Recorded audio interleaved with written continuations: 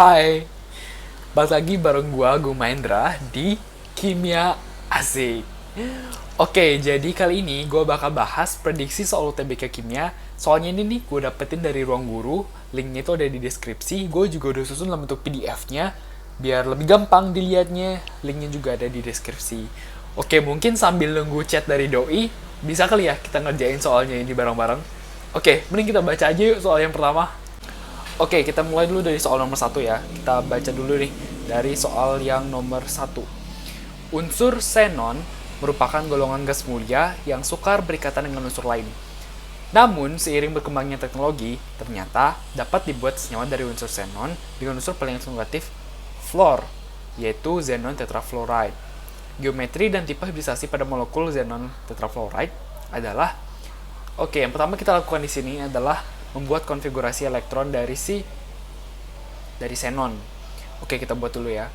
Xenon itu adalah golongan 8, itu 54 untuk nomor atomnya. Paling dekat itu adalah kripton. Kripton berarti itu 36. Jadi kita buat 18 untuk sisanya ya. Jadi kripton, kemudian ada 5s2, ada 4d10 dan 5p6. Oke. 4D10 nya nggak usah digambar, kita gambar dulu orbital buat 5s2 dan 5p6 nya. 5s2 nya itu 1, 2, ada 2 elektron. Ini 5s2, kemudian kita 5p6 nya ada 3 nih orbitalnya, ruangnya. Ini untuk yang 5p6 itu ada 6 elektron, 1, 2, 3, 4, 5, 6. Nah, ternyata dia itu berikatan dengan 4 fluor. Sementara ruang yang ada di sini itu udah penuh semua, nggak bisa berikatan dengan 4 fluor. Maka itu kita perlu membuka ruang nih, istilahnya buka ruang nih. Jadi biar nanti bisa berikatan antara si xenon dengan si fluornya. Nanti terjadi eksitasi elektron, maksudnya kita eksitasikan elektronnya gitu. Untuk adanya hibridisasi. Jadi nanti di sebelah dari 5p6 ini bakalan ada orbital, yaitu orbital 5D. Jadi kita gambar dulu. D itu punya 5 ruang. Ini adalah 5D. Nah, 5D kan. Kemudian kita eksitasikan nih elektron terakhir dari si 5p-nya ini, pindahin ke situ dulu. Yang satunya lagi pindahin ke sebelahnya. Jadinya seperti ini kan. Nah, karena itu udah di sana, jadi yang sebelah sininya kita hapus.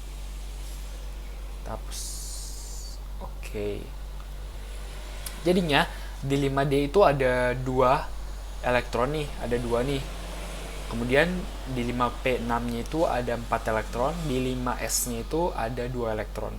Nah, sekarang kita lihat yang belum berpasangan itu ada 4 kan? Ada 1, 2, 3, 4. Nah, udah 4 nih, berarti udah bisa berpasangan dengan si fluornya, satu-satu dari fluor. Jadi nanti fluor ini, satu elektron dari fluor bakalan berikatan di sini nih, masuk sini, dan satu fluornya masuk di sini, satu fluornya masuk di sini, satu fluor bakal masuk ke sebelah sini, maka nantinya itu bakal penuh berisi sama elektron.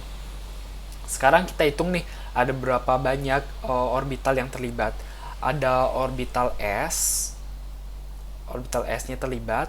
Ada orbital P-nya terlibat berapa? Ini kan 1, 2, 3 kan? Berarti P ada 3 yang terlibat. Orbital D, ini berapa yang terisi sama elektron? 2 kan? 1, 2. Berarti D-nya itu ada 2. E2. Jadinya SP3D2. Jadi SP3D2 ini adalah hibridisasinya. Kemudian sekarang bagaimana dengan bentuk geometrinya? Oke, xenon itu adalah dari golongan 8. Kita buat dulu ya. Xenon. Kita buat dulu semuanya itu ada 8. Nah, masing-masing bakal berikatan dengan 4 fluor. Jadi si xenon ini bakal berikatan dengan 4 fluor. Yaitu dengan 4 fluor. Jadi kita buat di sini. Kayak gini aja ya. Nah, kayak gini.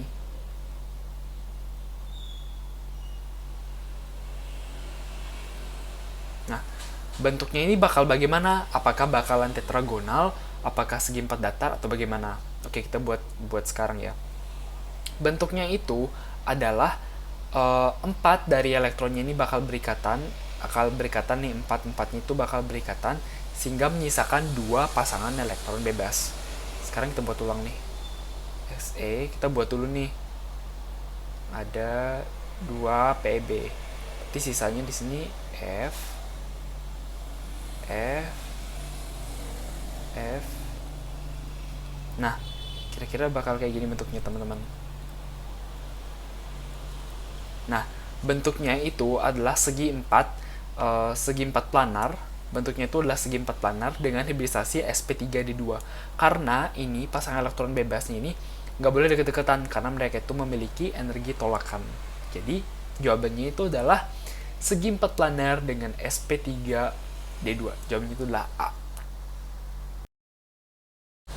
Oke, sekarang kita lanjut ke soal nomor 2 ya. Kita baca dulu soalnya. Suatu sel elektrokimia dengan elektroda Zn dan perak pada keadaan standar menghasilkan arus 0,75 ampere selama 321 menit. Diketahui nilai potensial sel reduksi standarnya bla bla bla, maka pengurangan massa dionoda adalah. Oke, yang pertama kita harus tentukan adalah yang mana yang akan mengalami pengurangan massa. Potensial reduksi standar dari zinc itu adalah minus 0,76 volt, sementara untuk yang perak itu adalah positif 0,8 volt, di mana Zn memiliki potensial reduksi yang lebih rendah, maka Zn yang akan teroksidasi. Karena dia teroksidasi, nanti dia bakal mengalami pengurangan massa.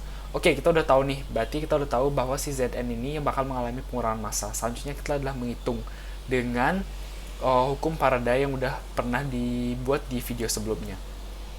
Oke, sekarang mari kita hitung. Kayaknya ganti aja deh warnanya, hitam aja kali ya bolpennya. Oke, sekarang kita hitung. Jadi W itu adalah E atau molekul massa ekivalen dikali dengan arus dikali dengan waktu dibagi dengan konstanta Faraday 9500. Dibilangnya 9500, kita ikut 900. E-nya itu adalah 65 dibagi dengan 2 elektron yang terlibat pada Zn, karena itu Zn 2+. 2 dikali dengan arusnya itu adalah 0,75 ampere. Ini gram per mol ya. Kemudian ini dikali dengan 321 menit. 1 kali 60.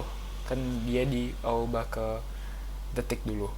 Kemudian semua ini dibagi dengan 96500. Oke, sekarang kita hitung 65 dibagi 2, kemudian dikali dengan 0,75, dikali dengan 321, dikali dengan 60, dibagi dengan 96500. Jawabnya itu adalah 4,8648 atau 4,865. Oke. 4,865 gram. Jawabnya itu adalah B. Oke, jawabannya itu adalah B. Oke, biar nggak kelamaan di video ini, sampai jumpa di video selanjutnya. Dah.